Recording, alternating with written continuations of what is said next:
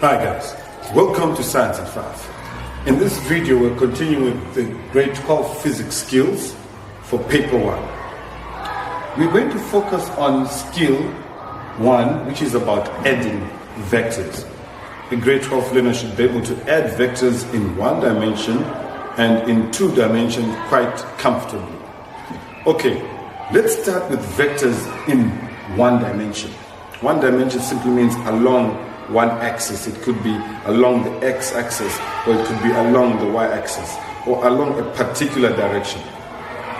Let's say I've got a 50 Newton force going east and another 40 Newton force going west.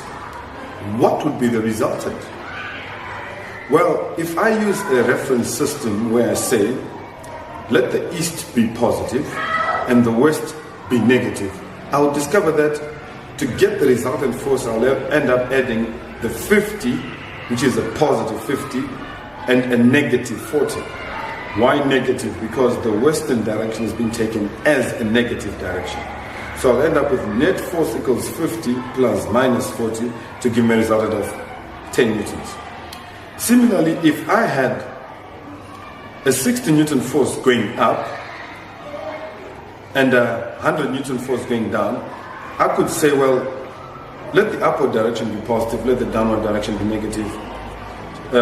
60 plus minus 100 gives me what? Minus 40 newtons.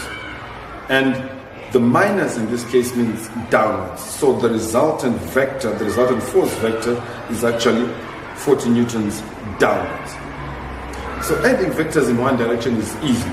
Make a reference system, give 1 direction the positive direction. The exact opposite direction must be the negative direction. Okay. Adding vectors becomes a little bit tricky when now the vectors are acting in 2 dimensions. So, the first skill that you need to know is how to add perpendicular vectors. Vectors that are acting at a right angle to each other.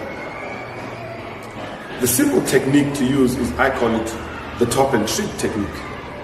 Simply means use the theorem of Pythagoras and then use a trig ratio to get the angle.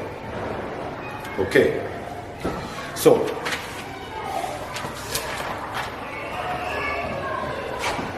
for example, if I have a 100 Newton force going north and a 500 Newton force going east, what will be the resultant in this case?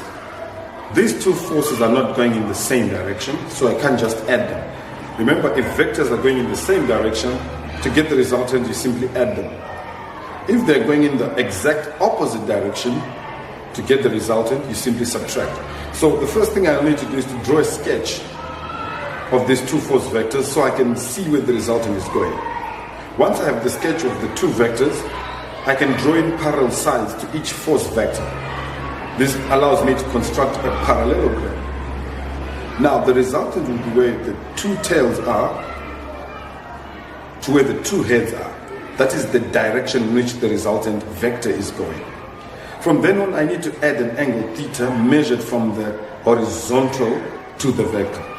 For this method, the top and trig method, please always ensure that the angle is measured from the horizontal to the vector. Okay, so now we have a diagram that looks like this. So the resultant force will be the square root of the 100 squared and the 500 squared. That will give me 509,90 newtons. So I've just used the theorem of Pythagoras. Okay, so the resultant in this case must be the hypotenuse of a right angle triangle. Next, we should be able to calculate the angle theta by using the tan ratio. The tan ratio uses the perpendicular side. So the tan of theta will be the y vector over the x vector. In this case, the y vector is the 100 and the x vector is the 500. So which means the angle itself, theta, will be the arctan of the y vector over the x vector. So by writing arctan 100 over 500, I get an angle of 11,3099, which I can round off to 11,31 degrees. The direction becomes 11,31 degrees north of east, or by using the complementary angle, I can find that it's 78,69 degrees east of north or simply a bearing of 78.69 degrees. So those are the two skills that you should have basically when it comes to adding vectors.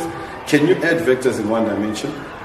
Can you add perpendicular vectors in 2D? Thanks for watching, guys. Be sure to subscribe. Next time we're going to jump on to skill number 3 as we continue to look at the grade 12 physical science skills that you need to pass physics. I almost forgot to say it. Shun the sense.